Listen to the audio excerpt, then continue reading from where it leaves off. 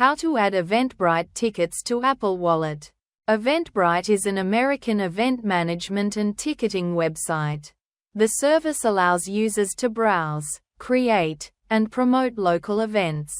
Adding Eventbrite tickets to your Apple Wallet is a simple process if the feature is supported for your specific event. Here's how to do it. Not all Eventbrite tickets have the option to add them to Apple Wallet. The event organizer needs to enable this feature. If it's available, you'll see an Add to Apple Wallet option. Open the Eventbrite app on your iPhone. Navigate to the Tickets section. Locate your ticket for the event.